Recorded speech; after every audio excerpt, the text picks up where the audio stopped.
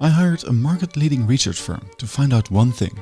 What kind of architecture is liked better, traditional or modernist? The results are in, and they are not surprising. Around the world, various other institutes have done similar studies, and the same image always arises. A large majority of people simply prefer traditional architecture. But why? And why isn't the construction industry in the world of architecture switching to what people actually prefer? This isn't about taste. It is about democracy and hardwired preferences.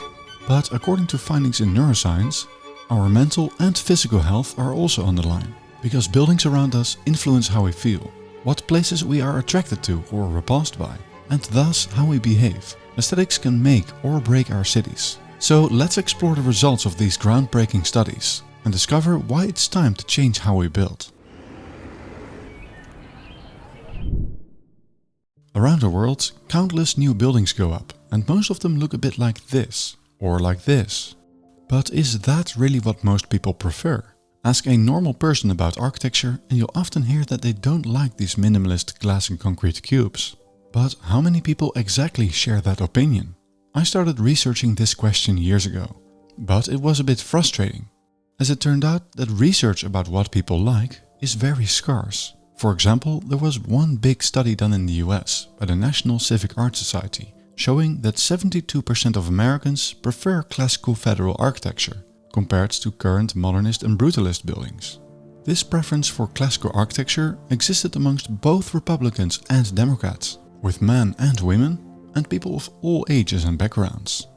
In the UK, design practice, town builder and think tank Create Streets has done many similar studies, like this one, and this one, and for example this one as well.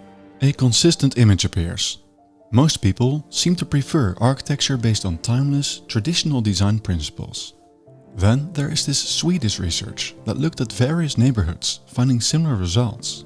But in many other countries, including my own, the Netherlands, similar evidence doesn't exist. So I decided to organize my own research to find out, paid for with my own money. So how do you do such a research? Well, you need something to compare. Image pairs. You want to compare modernist buildings with traditional ones.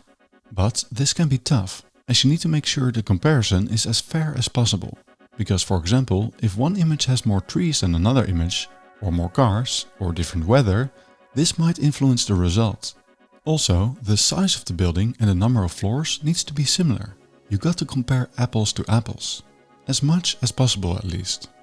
So you could either try to find two buildings that have a similar size and use Photoshop to make them as comparable as possible, changing the sky and adapting the foreground to make sure there's not too much of a difference in the amount of trees and other elements.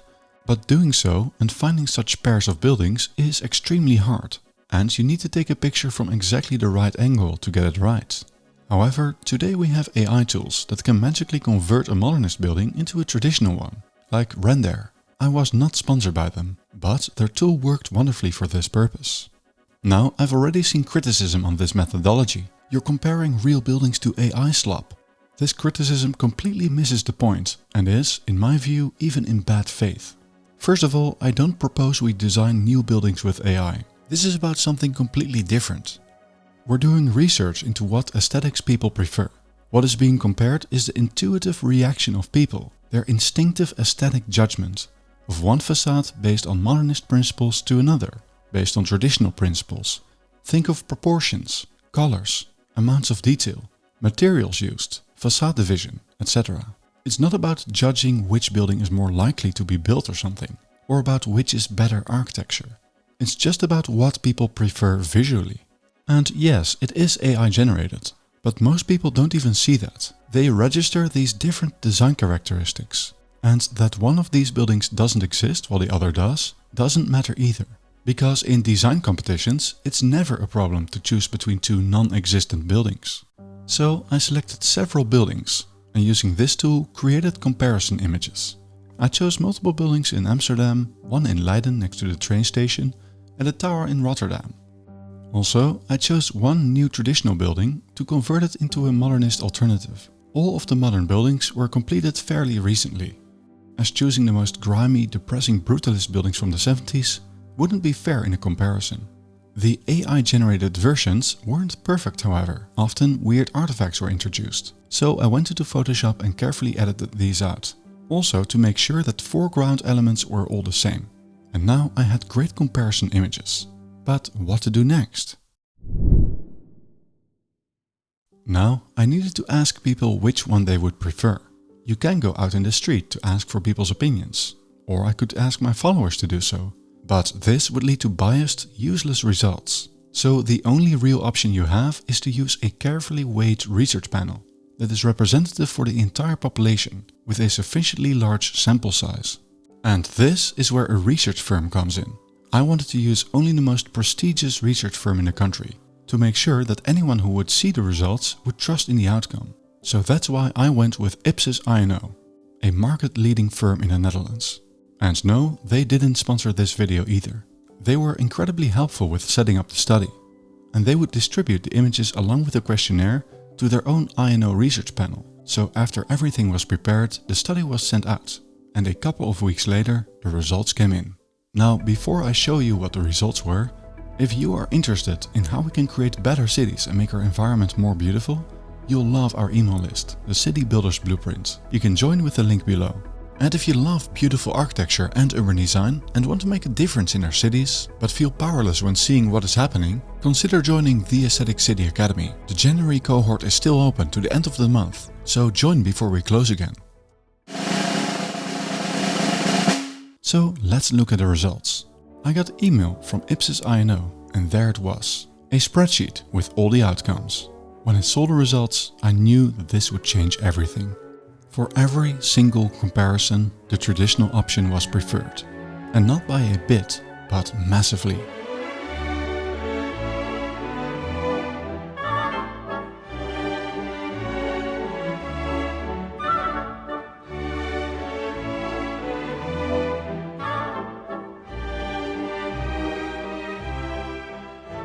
One traditional option was preferred by a whopping 92%. But there's more. The study also included several statements, asking participants to what extent they agreed with them. The first one was, I find it important that attention is paid to how beautiful buildings are. 90% agreed. Of course, there's different ideas about what a beautiful building is. Next was, sufficient consideration is given to how the appearance of buildings fits their surroundings. 36% disagreed, compared to 25% who agreed. A signal that not everyone is happy. And finally, citizens and local residents are sufficiently listened to regarding what they find beautiful when new projects are built.